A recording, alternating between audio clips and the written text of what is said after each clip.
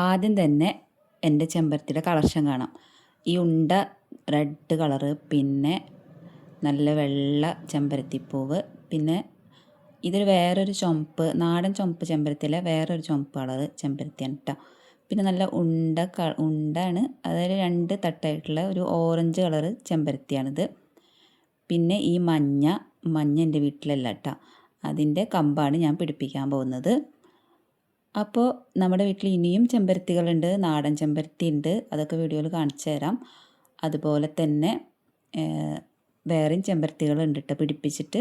പൂവ് ഉണ്ടായിട്ടുള്ള ചെമ്പരത്തി ഉണ്ട്, പിന്നെ പൂവ് ഉണ്ടാവാൻ തുടങ്ങുന്ന ചെമ്പരത്തികളുണ്ട് കേട്ടോ. അപ്പോൾ നമ്മൾ ഫസ്റ്റ് ചെമ്പരത്തിയുടെ കമ്പ് എങ്ങനെ നന്നായി പിടിപ്പിക്കുക എന്നുള്ളതാണ് കാണിക്കാൻ പോകുന്നത്.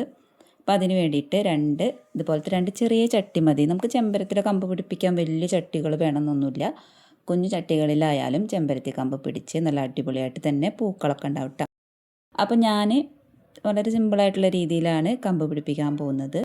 അതിനായിട്ട് നമ്മുടെ ചെടിച്ചട്ടിയുടെ അടിഭാഗം ഇതുപോലുള്ള എന്തെങ്കിലും സംഭവങ്ങൾ കൊണ്ട്, കല്ലോ അല്ലെങ്കിൽ തെർമോക്കോളോ അല്ലെങ്കിൽ വല്ല ചട്ടിയുടെ പൊട്ടിയ തുണ്ടങ്ങളോ അങ്ങനെ എന്തെങ്കിലും മതി. അതുകൊണ്ട് ഇതുപോലെ ഹോളൊക്കെ ജസ്റ്റ് ഒന്ന് അടച്ചു വെച്ച് കൊടുക്കാം. അടച്ചു വെക്കുക എന്ന് പറഞ്ഞാൽ വെള്ളം പോകുന്ന രീതിയിൽ വേണം അടച്ചു വെക്കാൻ കേട്ടോ.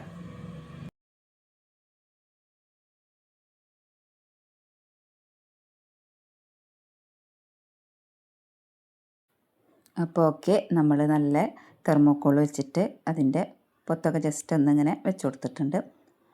പിന്നെ നമ്മൾ ഇടാൻ പോകുന്നത് ചകിരിയാണ് കേട്ടോ.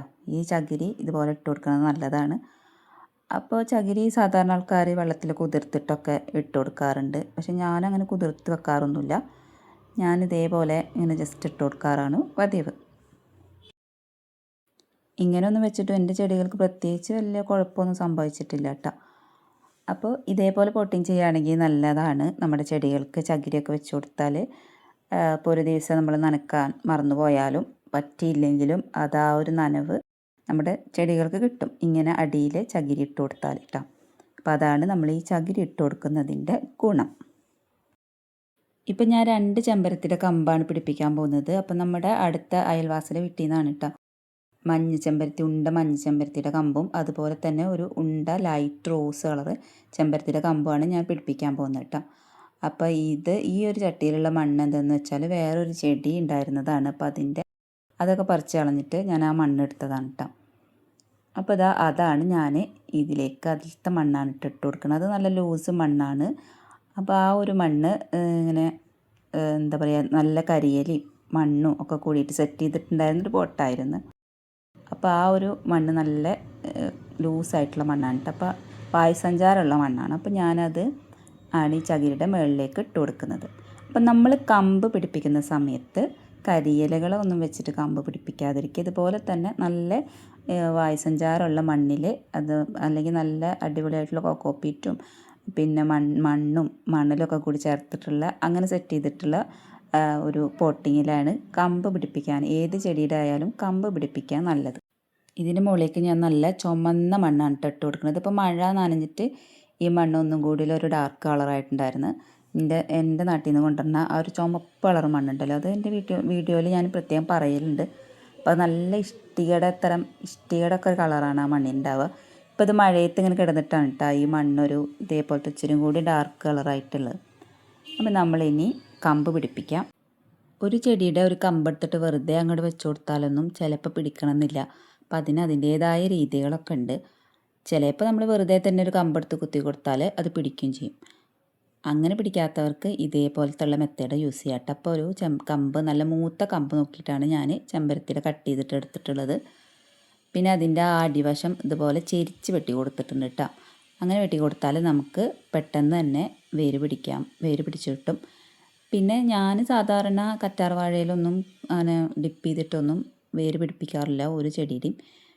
പിന്നെ അതൊന്ന് ട്രൈ ചെയ്ത് നോക്കാമെന്ന് വിചാരിച്ചിട്ടാണ് ഈ കറ്റാർ വാഴയിൽ ജസ്റ്റ് ഒന്ന് കുത്തിയെടുക്കണം കേട്ടോ. ഒരു 10 മിനിറ്റ് കഴിഞ്ഞിട്ട് വേണം നമ്മളത് നട്ടു കൊടുക്കാൻ. അപ്പോൾ കറ്റാർ വാഴയിൽ ഇങ്ങനെ കുത്തിയെടുക്കുക. എന്നിട്ട് ഒരു 10 മിനിറ്റ് കഴിഞ്ഞിട്ട് നമുക്ക് ആ ഒരു ചെടിച്ചട്ടിയിലേക്ക് നട്ടു കൊടുക്കാം. അപ്പോൾ നമ്മൾ മൂത്ത കമ്പാണ് എടുത്തിട്ടുള്ളത്. അപ്പോൾ അതിൻ്റെ മുകളിലുള്ള നല്ല ഇലകളോ പൂക്കളോ ഒക്കെ ഉണ്ടെങ്കിൽ അതൊക്കെ മാറ്റി കൊടുക്കണം. എന്നിട്ട് വേണം കമ്പ് എപ്പോഴും പിടിപ്പിക്കുമ്പോൾ നമ്മൾ ഇതേപോലെ കമ്പ് മാത്രം മതി, അതിന് മുകളിലുള്ള എല്ലാ ഇലകളും പൂവും ഒക്കെ മാറ്റി കൊടുക്കാം. അതാണ് ഞാൻ ഒരു ചട്ടിയിൽ ഒരു കമ്പ് പിടിപ്പിക്കുകയാണ് ചെയ്യണത്. ഇനി നമുക്കത് നല്ലപോലെ കുത്തി വെച്ച് കൊടുക്കാം. എന്നിട്ട് നന്നായിട്ടൊന്ന് നനച്ചു കൊടുക്കാം, അത്രേ വേണ്ടുള്ളൂ. പിന്നെ നമ്മൾ ഇതുപോലെ തന്നെ കമ്പ് പിടിപ്പിച്ചിട്ടുണ്ടെങ്കിൽ അതൊരു ഫസ്റ്റ് ഒന്ന് നനച്ചു കൊടുക്കുക. അതിന് ശേഷം പിന്നെ നമ്മൾ അതിനെ അങ്ങോട്ട് ശ്രദ്ധിക്കരുത്, പിന്നെ നനച്ചു കൊടുക്കാൻ നിൽക്കരുത്. ഒരു 2 ആഴ്ച, മാക്സിമം ഒരാഴ്ച അല്ലെങ്കിൽ ഒരു 10 ദിവസം ഒക്കെ മതി. അതിൻ്റെ ഉള്ളിൽ നമ്മൾ നനച്ചു കൊടുക്കാനേ പോകാൻ പാടില്ല. അങ്ങനെ ശ്രദ്ധിച്ചാലാണ് ഈ കമ്പ് പിടിച്ചു കിട്ടുള്ളൂ. കൂടുതൽ നനക്കാൻ വേണ്ടി പോയിട്ടുണ്ടെങ്കിൽ ഉള്ള കമ്പും കൂടി ചീഞ്ഞു പോകും. എന്നിട്ട് അതിനെ തണലത്തേക്ക് മാറ്റി വെക്കുക. നല്ല വെയിലത്ത് വെക്കരുത്, അതുപോലെ തന്നെ നല്ല ഇരുട്ടത്തും വെക്കരുത്. വെളിച്ചം കിട്ടുന്ന തണലത്ത് വെച്ച് കൊടുക്കാം. അപ്പോൾ ഞാൻ ഇതിനെ ഒരു പ്ലാസ്റ്റിക് കവർ കൊണ്ട് മൂടിയിടുന്നുണ്ട്. എന്നു വെച്ചാൽ ആ ഒരു ഈർപ്പം അതിൻ്റെ ഉള്ളിൽ നിൽക്കാൻ വേണ്ടിയിട്ടാണ് അങ്ങനെ ചെയ്യുന്നത്. ഇങ്ങനെ ചെയ്തു കഴിഞ്ഞാൽ നമുക്ക് പെട്ടെന്ന് തന്നെ ആ കമ്പ് തളിരിട്ട് വരും. അപ്പോൾ ഞാനിതേപോലെ ബോഗൺവില്ല പിടിപ്പിച്ചിട്ടുണ്ട്, റോസ് കമ്പ് പിടിപ്പിച്ചിട്ടുണ്ട്. അപ്പോൾ അതൊക്കെ റിസൾട്ട് നിങ്ങളെ കാണിച്ചിട്ടുള്ളതാണ്. അപ്പോൾ ഇതുപോലെ തന്നെയാണ് ഈ ഒരു ചെമ്പരത്തിയുടെ കമ്പ് പിടിപ്പിച്ചിട്ടുള്ളത്. ഇങ്ങനെ കവർ ഇടാണ്ടാണ് ഞാൻ ബാക്കി എല്ലാ ഞാനല്ല, ഇവിടുത്തെ ഉമ്മ എല്ലാ ചെമ്പരത്തികളും ഇതേപോലെ നമ്മുടെ വീട്ടിൽ ഉണ്ടാക്കിയിട്ടുള്ളത് കേട്ടോ. അപ്പോൾ ഇതിൻ്റെ കൂട്ടത്തിൽ ഞാൻ പാകിയ വിത്തുകളൊക്കെ ജസ്റ്റ് ഒന്ന് മുളച്ച് വന്നത് കാണിക്കുന്നുണ്ട്.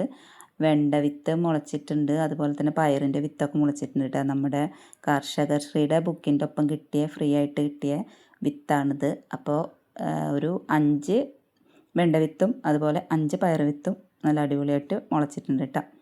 അപ്പം നമ്മുടെ ചെമ്പരത്തിയുടെ കമ്പ് വേര് പിടിപ്പിക്കുന്നത് നല്ല ഈസി ആയിട്ട് കാണിച്ചു തന്നു. അതേപോലെ വേര് പിടിപ്പിക്കുകയാണെങ്കിൽ നമുക്ക് എന്തായാലും റിസൾട്ട് ഉറപ്പാണ്. പിന്നെ നമ്മൾ ആ തണലത്ത് വെച്ച് ചട്ടി എടുത്തിട്ട് പെട്ടെന്നൊന്നും വെയിലത്തോട്ട് കൊണ്ടു വെക്കരുത്. 2 ആഴ്ച ഞാൻ അങ്ങനെ ചെയ്തു. തളിരൊക്കെ വന്നെന്ന് വിചാരിച്ചിട്ട് വെയിലത്തേക്ക് വെക്കരുത്. ഒരു 2 മാസത്തോളം അത് അങ്ങനെ തന്നെ ചെറുതായിട്ടൊക്കെ നനച്ചു കൊടുത്ത് നല്ല രീതിയിൽ വേര് പിടിച്ചതിന് ശേഷം മാത്രം നമ്മൾ നല്ല വെയിലത്തേക്കൊക്കെ വെക്കുക. ഓക്കെ, അപ്പോൾ നമ്മൾ ഇതേപോലെ തന്നെയാണ് കമ്പ് പിടിപ്പിച്ചിട്ടുള്ള വെള്ളച്ചെമ്പരത്തിയാണിത്. 5 ഇതിലുള്ള കാണാൻ നല്ല ഭംഗിയുണ്ട്. നമ്മൾ ഇനിയിപ്പോൾ ഇത് തണ്ട് നന്നായി മൂത്ത് വരുമ്പോൾ മാത്രമാണ് ഇതിൽ നിന്ന് കട്ട് ചെയ്യുമ്പോൾ നമുക്കത് വേര് പിടിപ്പിക്കാം. ഇതൊക്കെ എൻ്റെ വീട്ടിലുള്ള എല്ലാ ചെമ്പരത്തികളും കൊണ്ടു തന്നത് നമ്മുടെ അടുത്തുള്ളൊരു അയൽവാസിയുണ്ട്, നസീമ നവാസ്. അപ്പോൾ അവർ ജോലിക്ക് പോകുമ്പോൾ അവിടെ നിന്നൊക്കെ ഓരോ സ്ഥലത്തുനിന്ന് എനിക്ക് സംഘടിപ്പിച്ച് കൊണ്ടുതരണം കേട്ടോ ഈ ചെമ്പരത്തികൾ. അവിടുത്തെ മുറ്റത്ത് ഉണ്ടാകുമ്പോൾ അവിടെ നിന്നൊക്കെ ചോദിച്ചിട്ട്, അതുപോലെ പിള്ളേരെ സ്കൂളിൽ നിന്ന് വിളിച്ച് വരുമ്പോഴൊക്കെ എനിക്കിതേപോലെ ഒരുപാട് ചെമ്പരത്തികൾ കൊണ്ടുവന്ന് തന്നിട്ടുണ്ട് കേട്ടോ. ചെമ്പരത്തിയുടെ കളക്ഷൻ തുടങ്ങാമെന്ന് എനിക്ക് പ്ലാൻ വന്ന സമയത്ത് ഞാൻ ആദ്യം തന്നെ കൊണ്ടുവന്ന് വെച്ചതാണ് ഈ നാടൻ ചെമ്പരത്തി. അത് നമ്മൾ ചട്ടിയിലൊന്നല്ല കേട്ടോ, മണ്ണിലാണ് വെച്ച് കൊടുത്തിട്ടുള്ളത്. അപ്പോൾ അത് നമ്മുടെ മതിലിനോട് ചേർന്നിട്ട് നിറച്ചും പൂക്കൾ അതിൻ്റെ മുകളിലുണ്ടാവും. നമ്മൾ നാടൻ ചെമ്പരത്തിയില്ലേ, 5 ഇതിലുള്ള ചുമപ്പ് ചെമ്പരത്തി, അതുകൊണ്ട് നമ്മൾ അതിൻ്റെ ഇല നമ്മൾ താളി ഉണ്ടാക്കാറുണ്ട്. അതുപോലെ തന്നെ ഈ പൂവോട് മിക്ക ആൾക്കാരും സ്ക്വാഷൊക്കെ ഉണ്ടാക്കാറുണ്ട്. പിന്നെ നമ്മുടെ അത്തക്കളൊക്കെ ഇടുന്ന സമയത്തൊക്കെ ഈ ചെമ്പരത്തി പൂ ഉപയോഗിക്കും, മാല കെട്ടാനൊക്കെ ഉപയോഗിക്കും. അങ്ങനെയൊക്കെ ചെയ്യുന്ന ആണ് ഈ ചെമ്പരത്തി. അപ്പോൾ ഇത് നല്ല ഭംഗിയാണ് കാണാൻ, ഫുള്ളും ഇങ്ങനെ ഉണ്ടായിട്ട് നിൽക്കുന്നത് കാണാൻ തന്നെ നല്ല അടിപൊളിയാണല്ലേ. അപ്പോൾ ഇതാണ് ആദ്യം ഞാൻ എൻ്റെ വീട്ടിൽ പിടിപ്പിച്ച ചെമ്പരത്തി. ഇത് ഞാൻ ഷൈനി ചേച്ചിയുടെ അവിടെ നിന്നാണ് ഇതിൻ്റെ ഒരു കമ്പ് കൊടുത്തിട്ട് പിടിപ്പിച്ചിട്ടുണ്ടായിരുന്നത്. ബാക്കിയൊരു 5 തരം ചെമ്പരത്തികൾ അങ്ങോട്ട് നമ്മുടെ നസീമത്തോട് നിന്നിട്ട് പിടിപ്പിച്ചിട്ടുണ്ട് കേട്ടോ. അപ്പോൾ ഈ വീഡിയോ ക്ലിക്കായിട്ട് എല്ലാവരും കണ്ടിട്ട് ഇതിന് നല്ലൊരു ഏർണിങ്സ് കിട്ടുകയാണെങ്കിൽ അതിൽ നിന്നൊരു വിഹിതം നസീമത്താക്ക് കൊടുക്കാമെന്ന് ഞാൻ വിചാരിച്ചിട്ടുണ്ട്. അപ്പോൾ നമ്മൾക്ക് ചെടി കൊണ്ടുവന്ന ആൾക്കും നമ്മൾ എന്തെങ്കിലുമൊക്കെ കൊടുക്കണ്ടേ. അപ്പോൾ ആദ്യം ഞാനിത് കാശൊന്നും കൊടുക്കാതെയാണ് മേടിച്ച് നട്ട് പിടിപ്പിച്ചിട്ടുണ്ടായിരുന്നു.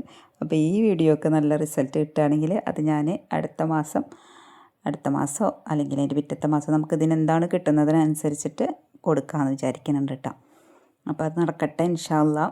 അപ്പം നമ്മുടെ ചെമ്പരത്തി ഒക്കെ എന്തൊക്കെ വളങ്ങളാണ് പൂവുണ്ടാവാൻ വേണ്ടിയിട്ട് ഇടുന്നത് എന്നുള്ളത് പറഞ്ഞു തരാം. പിന്നെ ഇതിന് പ്രത്യേകിച്ച് വളത്തിൻ്റെ ആവശ്യമൊന്നുമില്ല.